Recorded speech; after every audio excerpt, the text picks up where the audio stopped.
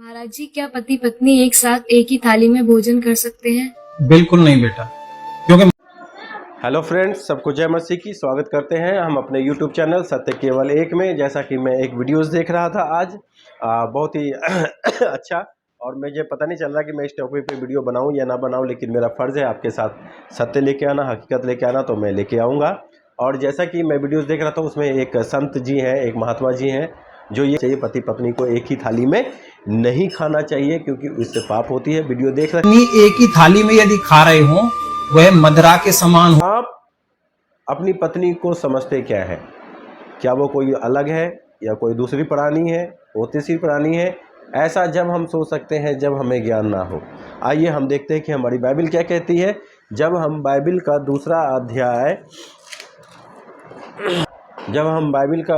अध्याय और जब हम उसका 22 वचन को पढ़ते हैं, कहता है, और 21 से जब हम पढ़ते हैं, वहाँ पे लिखा हुआ है, तब यहोवा परमेश्वर ने आदम को भारी नींद में डाल दिया, और जब वह सो गया तब उसने एक पसली निकाली और उसकी जगह मांस भर दिया, और यहोवा परमेश्वर ने उस पसली को जो उसने आदम में से निकाली थी स्त्री बना दिया और उसको आदम के पास ले आया। तब आदम ने कहा, अब यह मेरे हड्डी में की हड्डी है और मेरे मांस की मांस है, इसलिए इसका नाम नारी होगा, क्योंकि ये नर से निकाली गई है ना। तो पत्नी कौन है?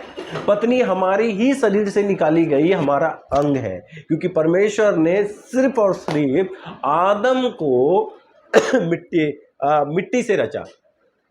परमेश्वर ने सिर्फ आदम को मिट्टी की भूमि से रचा और उसमें अपना जीवन का सांस फूका। लेकिन जब आदम ने नारी को बनाया, जब उसकी पत्नी को बनाया, तो आदम की पसली से निकाल के उसने उसकी पत्नी को बनाया। तो जिस तरीके से ये हाथ, ये आँख, ये सिर एक शरीर का हिस्सा है, और हम ये नहीं कह सकते कि ये हाथ जो है इस शरीर का नहीं है, या ये सिर ये इस शरीर का नहीं है। नहीं, ये सारी चीज़ें मिलके ये शरीर बनी हुई है। आँख, मुंह, कान, नाक, ये सब का हिस्सा है, तब ये शरीर कहलाता है। ठीक उसी प्रकार से हमारे ही पसली से हमारी औरत को निकाला गया है, तो वो कोई दूसरी प्राणी नहीं है, वो कोई तीसरी ग्रह से नहीं आई है, वो हमारे हड्डी में की, जैसा कि आदम कहता है कि वो हमारी हड्डी में की हड्डी है, मेरे मांस की मेरी मांस है, इसलिए वो नर से निकाली गई है, वो नारी होगी। तो आप अपने आप जब थाली में खाते हैं, तो कई लोगों का आदत होता है कि एक हाथ से रोटी तोड़ते हैं, दूसरे हाथ से खाते हैं। तो ये नहीं कह सकते भैया ये हाथ खा रहा तो खाना जो है वो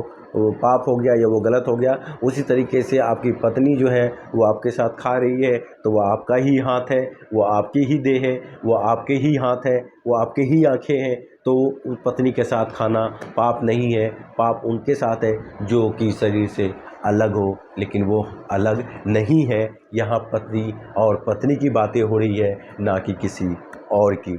तो हम आशा करते हैं कि आप समझ गए होंगे कि एक ही थाली में पति पत्नी को खाना गुनाह नहीं है, क्योंकि पत्नी अलग नहीं है, वो हमारे शरीर के अंदर से निकाली गई है, वो हमारे ही पसली से निकाली गई है, इसलिए वो हमारे अंदर रहती है, हम उसके साथ रहते हैं। आप अपनी माँ को, अपने बहन को, अपने भाई को छोड़ देते हैं, लेकिन अपने पत्नी के साथ रहते हैं, वो इसलिए क्योंकि आप कुछ भी हो जाए आप अपने हाथ को नहीं छोड़ सकते, आप कुछ भी हो जाए आप अपनी आँखों को नहीं छोड़ सकते, कुछ भी हो जाए आप अपनी गर्दन को कहीं निकाल के रख के बाजार नहीं जा सकते, या हाथ को घर में रख दिया और आप बाजार चले गए, नहीं। आपका शरीर आपके साथ चलता है, उसी तरीके से आपकी पत्नी है जो आपके साथ रहती है। तो मैं आशा करता हूँ कि मेरी इस वीडियो से किसी को दिलों को ठेस ना पहुँचे। मेरा मकसद, मैं 10 बार कहता हूँ कि मेरा मकसद किसी के भी दिलों को ठेस पहुँचाना नहीं है, बल्कि आप तक सही जानकारी और सत्य जानकारी लेकर आना है। तो हमारे चैनल को लाइक करें, सब्सक्राइब करें। ये हमारे चैनल को लाइक करने के, सब्सक्राइब करने के सबको जय मसीह की।